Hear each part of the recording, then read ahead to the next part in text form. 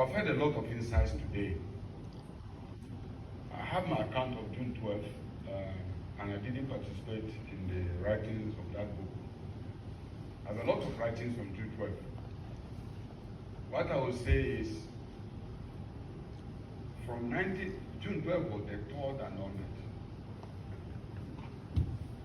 In 1989, politicians formed parties in military and ordnance parties, and formed two parties, Social Democratic Party and NRC. I was a reporter at the Standard newspapers in Jos. And my conclusion, which was in writing and published, but the transition had ended. If politicians will not stop the military and form their own parties, they had lost control over the process of transition to democracy. And I wrote in my column in the Standard that that was the end of the transition, and whatever happened subsequently, there will be no positive end results. From Standard, I left to Champion newspapers, where I was the political editor during the June election of Champion newspapers. In 1991, the second annulment took place. The first primaries of the two political parties. The first one was won by late General Nasarawa in the Social Democratic Party. The second one was, the second winner was late Adamuchiro in the National Republican Convention. The military annulled the results. The simple reason was that they needed new breeds, and those were old breeds, and that they were all northerners. That was the game that was played. We waited to see politicians were going to resist. Nothing happened. I again wrote in my column that the political class had already betrayed the process the second time. And therefore, it is clear that this election was going nowhere. I had a hot exchange with late Ojoma in the media.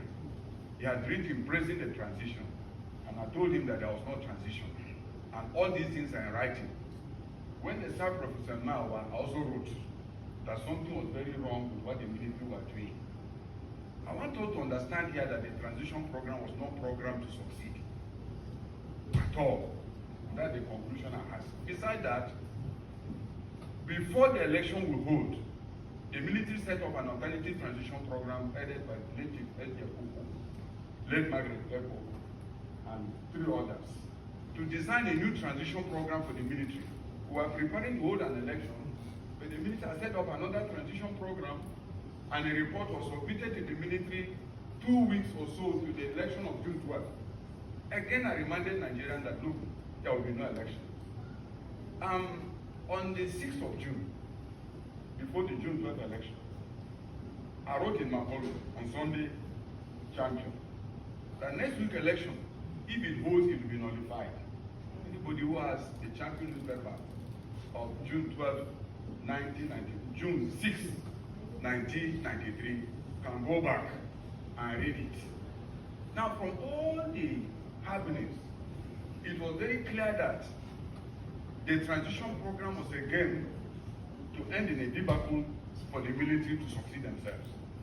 I have not yet had the opportunity to distill Babagida's book. I believe that not only will I read it, there are collections of writings on June 12th. Now, what is to be said here? As a reporter, I was saying in Abuja in August 1993, I came here as a political editor to cover the aftermath of the June 12th election. And I wrote a story which was published in Champion newspapers. I was still here when I was sacked. I read about my sack on the pages of newspapers when I went to buy newspaper. I went to see, I saw on the front page of Weekend Conference that I had been sacked together with my editor and Joko and the MD of Champion newspapers, Ed Odukumaya.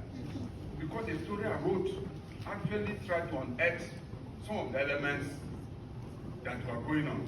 So I was sacked while on duty without knowing. But the point to be made here is that as reporters, we fought for this democracy with our lives. We fought in 1992, when it was very clear to us that the political class was not serious, we had to branch out of reporting to go and form the Campaign for Democracy in Jos. The Campaign for Democracy was formed by quite a number of people, reporters, journalists, activists like Les Arowiwa.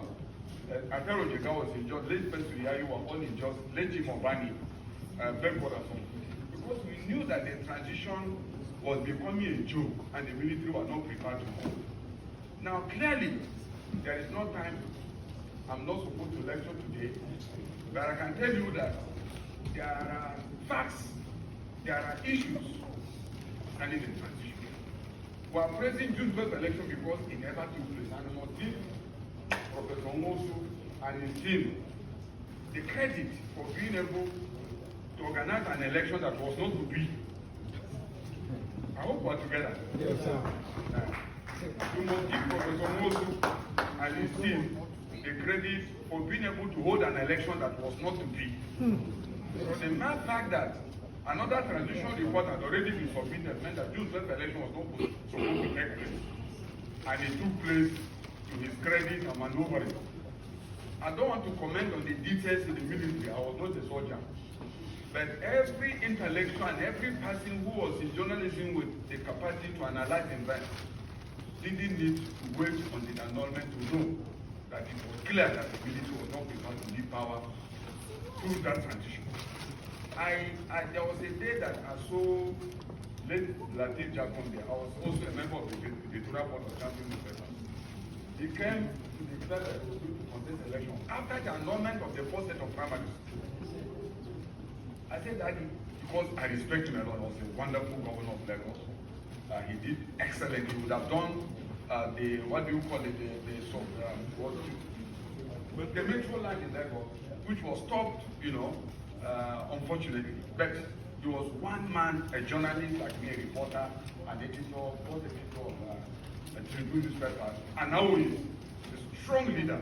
So I asked him, what have you seen in this transition that you are throwing your weight behind? He said, well, it's what I must say, sir. You can see, sir, with all your knowledge, that there will be no transition. All Marathis are still there. So clearly, what we had, in my opinion, and by the facts, and what started from 1999 to June 12, 1993, was that the military programmed politicians in the circles. They go up, they stop them, they return them. It's like Fela Zombie. That's what the politicians were doing at that time. Left turn, right turn, go back, come back, new breed, old breed. Clearly, as a reporter, very active at that time, I knew that something was absolutely wrong. I would always ask late Ojoma Dwekwe, our brother, Dr. Doyo Maku, Baba Gana Kingi, because they were the leaders at that time. I asked, what have you people seen in this transition that you are still committed to it? And nobody was answering me. All we need was that everybody was just going on. So in other words, clearly, the political class went into a game that they were not ready for. And secondly, it's a pity that somebody of the caliber of Chief Emko Abiola was sacrificed in this process. I think he simply became a sacrificial lamb. Unfortunately, also, Lesho Eradua was an active member in the process, also got sacrificed. It's a long story. Like I said, we can't tell the story today. I just came here as a guest, as one of the guests of my colleagues. But June 12th is a very sad national story. And I think the facts we know are still too limited. I believe we still need to do a lot of research about what happened. What clearly we were doing at that time was to risk our lives and fight for an end to military reform. That's why some of us are very worried about the democracy. Very, very worried. Because democracy it runs on the basis that you have strong political parties that will compete in an election. Because without political competition, democracy is worse than military rule. So you must have strong political competition between parties that have the strength to offer alternative to citizens. Citizens can choose among those parties whom they want to rule for a particular time. That's number one. So the political parties are the German foundations of the democratic system because they define the mode, they define the context, they define the ideology for election addition to the constitution. So where you don't have strong parties competing, then democracy is going to fail. Number two, democracy is based on inalienable right of citizens to elect people where the election is transparently free without question. Once you don't have a free election that is a culture that all the political class is committed to, then you are going to have problems. Lastly, democracy must be based on an independent judiciary and an active media. And I'm worried that the media today, in my opinion, there are a lot of issues. We practice under military rule, which was more dangerous.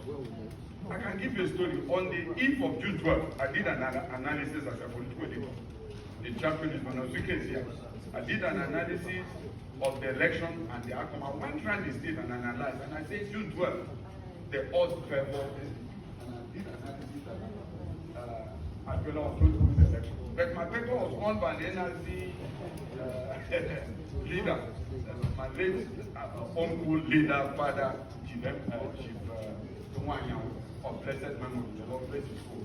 We really enjoyed him, we enjoyed the paper.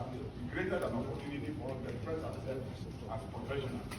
Now, I wrote that SDP was going to win. My editor-in-chief was a bit worried because he was looking at the interest of the publisher. So he didn't tell the story, but he recaptured it, June 12th, the odds favor NRC. But the body of the analysis was saying quite another thing. So I went to him and said, Daddy, please, you trained me here.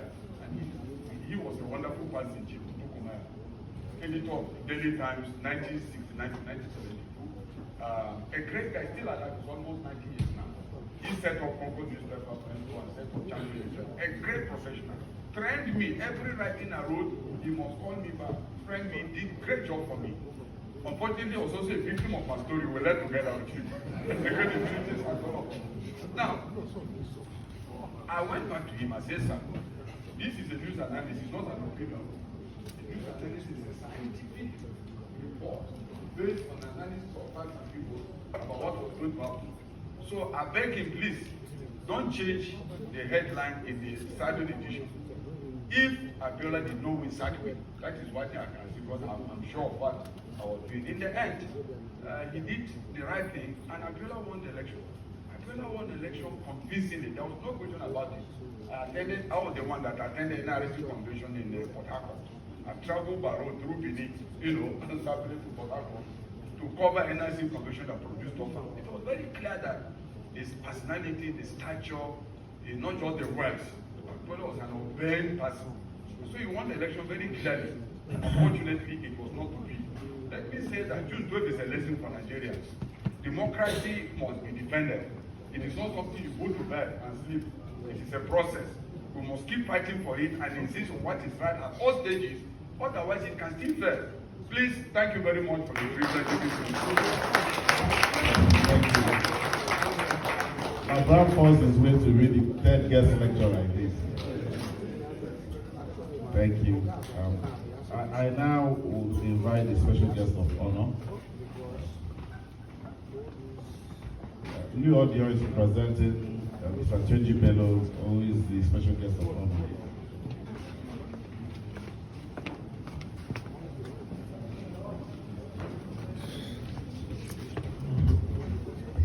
This parade, the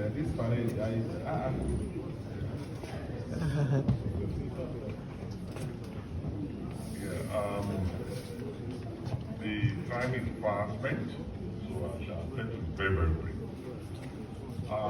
Well,